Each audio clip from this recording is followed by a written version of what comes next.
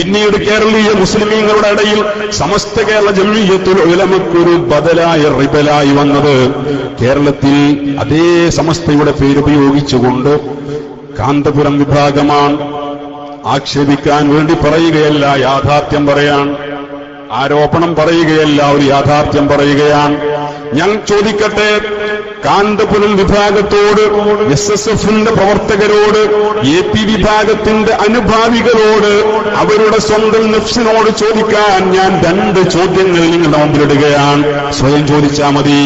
ഇന്ന് കിടന്നുറങ്ങുമ്പോൾ ആ പ്രസ്ഥാനത്തോട് മാനസികമായി താല്പര്യം തോന്നിയിട്ടുള്ളവർ സ്വയം ചോദിക്കുക. 2 ചോദ്യങ്ങൾ.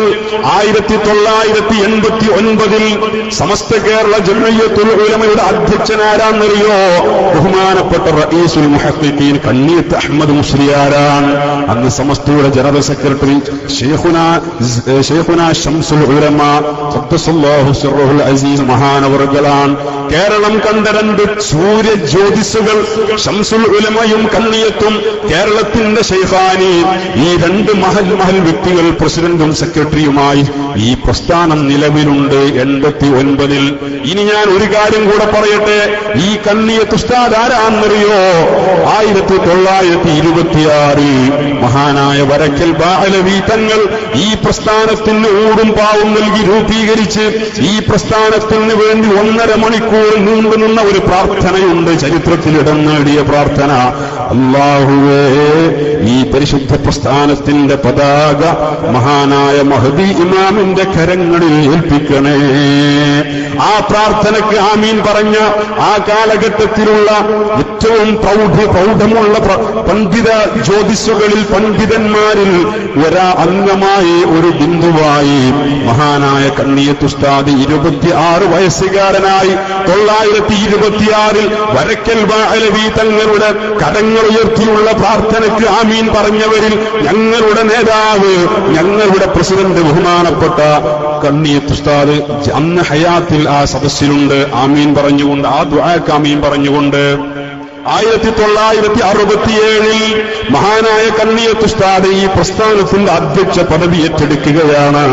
993 ഈ ലോകത്തോട് ആ മഹാമനീഷ് വിടവാങ്ങുമ്പോഴും ഈ പരിശുദ്ധ പ്രസ്ഥാനത്തിന്റെ അമരത്ത് അധ്യക്ഷനായി ബഹുമാനപ്പെട്ട കണ്ണിയത്ത് ഉസ്താദ് തന്നെയാണ്. ഒറ്റ ചോദ്യം. 89 കാന്തപുരം വിഭാഗം ഉള്ളാൾ തങ്ങളെ പ്രസിഡന്റായി സമസ്തയുടെ പേര് ദുരുപയോഗം ചെയ്തൊരു പ്രസ്ഥാനം രൂപീകരിക്കുമ്പോൾ ഉള്ളാൾ തങ്ങളുടെ ഉസ്താദിന്റെ ഉസ്താദായ ബഹുമാനപ്പെട്ട കണ്ണിയത്ത് ഉസ്താദിനെ അധ്യക്ഷ പദവിക്ക് അയോഗ്യനാക്കുന്ന എന്ത് തെറ്റാണ് മഹാനവറുകളിൽ ഉണ്ടായിരുന്നത്? ഈ ചോദ്യത്തിന് സമൂഹത്തോട് മറുപടി പറയേണ്ട ബാധ്യത നിങ്ങൾക്കുണ്ട്. കണ്ണിയത്ത് ഉസ്താദിന് സമസ്തയുടെ അധ്യക്ഷ സ്ഥാനത്ത് ഇരിക്കാനുള്ള യോഗ്യതയില്ലാതെയാക്കുന്ന എന്ത് തെറ്റാണ്, എന്ത് അയോഗ്യതയാണ് മഹാനായ കണ്ണിയത്ത് ഉസ്താദിൽ നിങ്ങൾക്ക് ആരോപിക്കാനുള്ളത്? കണ്ണിയത്ത് ഉസ്താദിന്റെ ശേഷമാണ് ഉള്ളാൾ തങ്ങൾ പ്രസിഡന്റായെന്നപ്പോ പുതിയ കുട്ടികളുടെ പ്രചരണം. ചരിത്രം പഠിക്കണം. മിനിയാന്ന് പെയ്ത മഴക്കിന്നലെ മുളച്ച തവരകൾക്ക് ചരിത്രം അറിഞ്ഞുകൊള്ളണമെന്നില്ല. 89 കണ്ണിയത്ത് ഉസ്താദ് പിന്നെയും 4 വർഷം ജീവിച്ചു. ഞാൻ ചോദിക്കട്ടെ, 89 കണ്ണിയത്ത് ഉസ്താദിന് ആദർശം നഷ്ടപ്പെട്ടോ? കണ്ണിയത്ത് ഉസ്താദ് സുന്നിയല്ലാതെയായോ? ആരാ കണ്ണിയത്ത് ഉസ്താദ്? ജാടകളില്ലാത്ത, കിബറില്ലാത്ത സമൂഹത്തിന്റെ ആളുകളുടെ ഇടയിൽ മുസ്ലിം ഹൃദയങ്ങളിൽ ആ മനുഷ്യന് സ്ഥാനം ലഭിച്ചത് ഒരു യാത്രയുടെ അല്ലെങ്കിൽ അലങ്കാരത്തിന്റെ ജാടയുടെ പിൻബലത്തിലല്ല, ആ മനുഷ്യന്റെ തഖ്വയുടെയും വറഇന്റെയും ആത്മീയതയുടെയും ബലത്തിലാണ് കണ്ണിയത്ത് ഉസ്താദിനെ ആളുകൾ സ്നേഹിച്ചത്. വാഴക്കാട്ടിലേക്ക് ആളുകൾ ഒഴുകിയത് ബിസിനസിന്റെ ഷെയറിനെ കുറിച്ച് ചർച്ച ചെയ്യാനല്ല, പാർട്ട്ണർഷിപ്പിനെ കുറിച്ച് ചർച്ച ചെയ്യാനല്ല, നോളേജ് സിറ്റികളുടെ ഷെയർ പിരിക്കാനല്ല, ഷെയർ കൊടുത്തത് തിരിച്ചു വാങ്ങാനല്ല, റസീറ്റില് നമ്പറില്ലാത്ത റസീറ്റിന്റെ പേരിൽ പിരിവ് നടത്തിയതിനെ കുറിച്ച് ചോദ്യം ചെയ്യാനല്ല, അതിലെ ഓഹരി ആവശ്യപ്പെടാനല്ല. കണ്ണിയത്ത് ഉസ്താദിന്റെ വാഴ പാലക്കാടുള്ള ഭവനത്തിലേക്ക് ആളുകൾ ഒഴുകിയത് ഫത്വ ചോദിച്ചുകൊണ്ടാണ്, ദുആ ചെയ്യിപ്പിക്കാൻ വേണ്ടിയാണ്. വർഷങ്ങൾക്ക് മുമ്പ് മമ്പാട് വെച്ച് മഹാനായ കണ്ണിയത്ത് ഉസ്താദിനെ വഅലിന് കൊണ്ടുവന്നൊരു ചരിത്രമുണ്ട്. കണ്ണിയത്ത് ഉസ്താദിനെ വഅലിന് കൊണ്ടുവന്നു. ബഹുമാനപ്പെട്ടവരോട് ആളുകൾ പറഞ്ഞു, ഉസ്താദേ മഴയ്ക്ക് വേണ്ടി ദുആ ചെയ്യണം ഉസ്താദേ, കൃഷികൾ മുഴുവനും നഷ്ടപ്പെട്ടിട്ടുണ്ട് ഉസ്താദേ, നാളെ നിങ്ങൾ വരുമ്പോൾ നിങ്ങളുടെ വീട്ടിലുള്ള നാൽക്കാലികളെയും കൊണ്ടുവരണം എന്ന് ബഹുമാനപ്പെട്ടവർ പറഞ്ഞു. പിറ്റേ ദിവസം ആളുകൾ ആടും കോഴിയും പശുവുമായി മമ്പാട് ഇന്നുമുള്ള പുത്തൻപള്ളിയുടെ വിശാലമായ മുറ്റത്ത് തടിച്ചുകൂടി. ബഹുമാനപ്പെട്ട കണ്ണിയത്ത് ഉസ്താദ് ദുആ സമ്മേളനമില്ല, സ്വലാത്തുകൾ കോടിക്കണക്കിന് സ്വലാത്തുകൾ മെസ്സേജ് വഴി അയച്ച് പാർസൽ അയക്കുകയല്ല. ബഹുമാനപ്പെട്ട കണ്ണിയത്ത് ഉസ്താദ് പുറത്തു വന്നിട്ട് പറഞ്ഞു, അല്ലാഹുവേ, കണ്ണിയത്ത് അഹ്മദും ഈ നാൽക്കാലികളും അറിഞ്ഞുകൊണ്ട് ജീവിതത്തിൽ ഒരു തെറ്റ് ചെയ്തിട്ടില്ല റബ്ബേ, ഞങ്ങൾക്ക് മഴ വേണമല്ലാ. മഴയ്ക്ക് വേണ്ടി കണ്ണിയത്ത് ഉസ്താദിനെ സമീപിച്ച ജനക്കൂട്ടം മഴ കൊണ്ട് തിരിച്ചു പോയത് 100 കൊല്ലം തികഞ്ഞിട്ടില്ലാത്ത ചരിത്രമാ. ആ മഴയ്ക്ക് സാക്ഷികളായവർ ഇന്നും ഹയാത്തിലുള്ള കാലഘട്ടമാണ്. ഇത് സ്വപ്നകഥയല്ല, ഇത് യാഥാർത്ഥ്യമാണ്, സാക്ഷികളുള്ള യാഥാർത്ഥ്യമാണ്.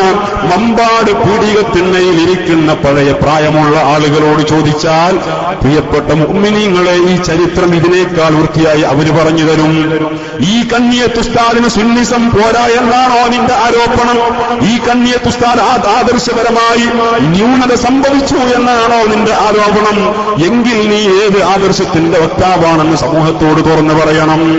ഞങ്ങൾ ആ കണ്ണിയത്ത് ഉസ്താദിന്റെ പിന്നിലാ.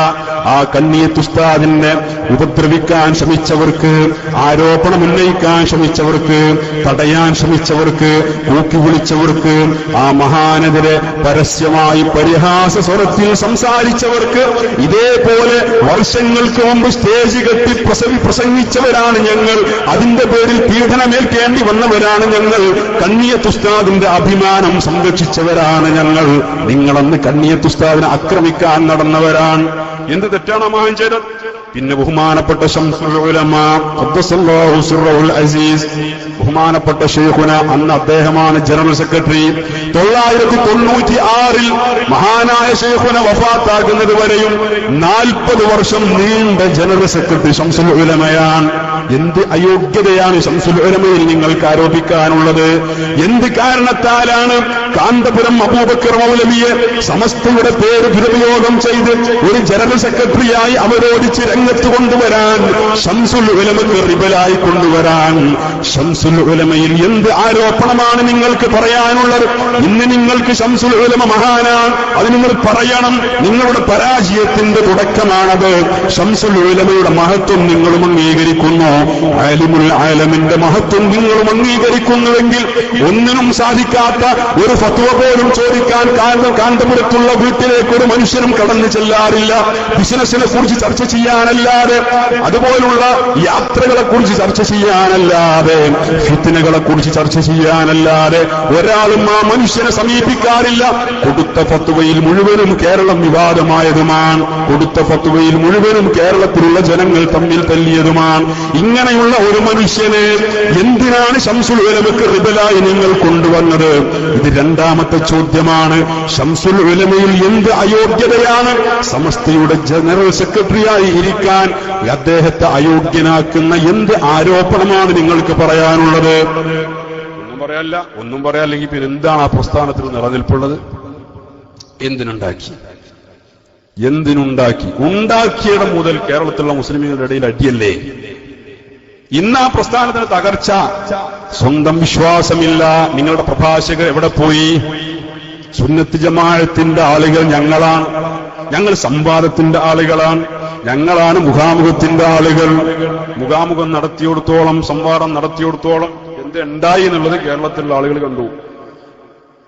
എന്നാൽ അവരൊക്കെ ഇന്നെവിടെ? പ്രസംഗിക്കുന്ന പ്രഭാഷകന് എന്റെ പ്രസംഗം മുന്നിലിരിക്കുന്ന ആളുകൾ വിശ്വസിക്കില്ല എന്ന് ബോധ്യം വന്നാൽ പിന്നെ ഞാൻ പ്രസംഗിക്കുവോ? ആ അവസ്ഥയിലാണ് നിങ്ങളുടെ പ്രഭാഷകർ. ഗുരുത്തക്കേടാണ്.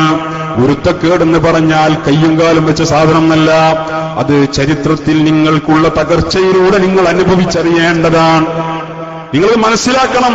ഇന്നലെ സമർക്കന്ദിൽ, തൃശൂർ ജില്ലയിലെ സമർക്കന്ദിന്റെ നഗരിയിൽ ഒഴുകിയെത്തിയ അറേബ്യൻ സമുദ്രത്തോട് സമാനമായ മനുഷ്യസാഗരം, മനുഷ്യരുടെ വിശാലമായി നീണ്ടുകിടക്കുന്ന ഒരു മരുഭൂമി പോലെ നീണ്ടുകിടക്കുന്ന പരാവാരം, ഒരു തലയിൽ നിന്ന് മറ്റേ തലയിലേക്ക് നോക്കിയാൽ അവസാനം കാണുന്നത് വെറും പൊടിപടലങ്ങൾ മാത്രം. മനുഷ്യരുടെ തല പോലും അവ്യക്തമായ രീതിയിൽ എത്രയോ ദൂരം. ആ രീതിയിൽ കേരളീയ സമൂഹം മുഴുവനും സമസ്തയുടെ പിന്നാലെയാണ്.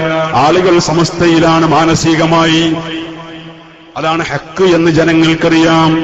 ഞാൻ പറയുന്നു, എന്റെ പ്രിയപ്പെട്ട സഹോദരങ്ങളെ, മുഅ്മിനീങ്ങളെ, സമസ്ത കേരള ജംഇയ്യത്തുൽ ഉലമ ഈ പ്രസ്ഥാനത്തിന്റെ വഴി ക്ലിയറാണ്. ഇതിൽ ഒരു ഇഅ്വിജാജില്ല, വളവ് തിരിവുകളില്ല. വസ്സാബിഖൂനൽ അവ്വലൂന മിനൽ മുഹാജിരീന വൽ അൻസ്വാർ, മുഹാജിരീങ്ങളും അൻസാറുകളുമായി നിങ്ങളുടെ മുമ്പേ നടന്നുപോയവർ, വല്ലദീന തബഊഹും ബിഇഹ്സാൻ, ഇഹ്സാൻ കൊണ്ട് അവരോട് പിന്തുടർന്നവരും, റളിയല്ലാഹു അൻഹും വറദൂ അൻ, അല്ലാഹു അവരെ തൃപ്തിപ്പെട്ടിരിക്കുന്നു, അവർ അല്ലാഹുവിനെയും തൃപ്തിപ്പെട്ടിരിക്കുന്നു. അതാണ് ഒരു മുഅ്മിനിന്റെ ആദർശം. ആ വഴിയിലാണ് നമ്മളുടെ നിലനിൽപ്പ്, അതാണ് സുരക്ഷിതത്വം. റഹ്മാനായ റബ്ബ് സുബ്ഹാനഹു വ തആല ഈ പ്രസ്ഥാനത്തിന്റെ പിന്നിൽ ഉറച്ചു നിൽക്കാനും ഈ പ്രസ്ഥാനത്തിന് ഖിദ്മത്ത് ചെയ്യാനും ബഹുമാനപ്പെട്ട കോയക്കുട്ടി ഉസ്താദിന്റെയും സൈനുൽ ഉലമയുടെയും പിന്നിൽ നിന്ന് ഈ പ്രസ്ഥാനത്തിന് സേവനം ചെയ്ത് അതുവഴി ആഖിറം രക്ഷപ്പെടുത്താനും അല്ലാഹു സുബ്ഹാനഹു വ തആല തൗഫീഖ് ചെയ്യട്ടെ. ഈ പരിപാടി ഇവിടെ സംഘടിപ്പിക്കുകയും ഇതിനുവേണ്ടി അധ്വാനിക്കുകയും ചെയ്ത ആളുകൾക്ക് അല്ലാഹു അർഹമായ ഖൈർ പ്രദാനം ചെയ്യട്ടെ. ഇതിനുവേണ്ടി സഹായിച്ച, സഹകരിച്ച എല്ലാ ആളുകൾക്കും അല്ലാഹു അർഹമായ പ്രതിഫലം പ്രദാനം ചെയ്യട്ടെ. വആഖിറു ദുആഇ അൽഹംദുലില്ലാഹി. അസ്സലാമു അലൈക്കും.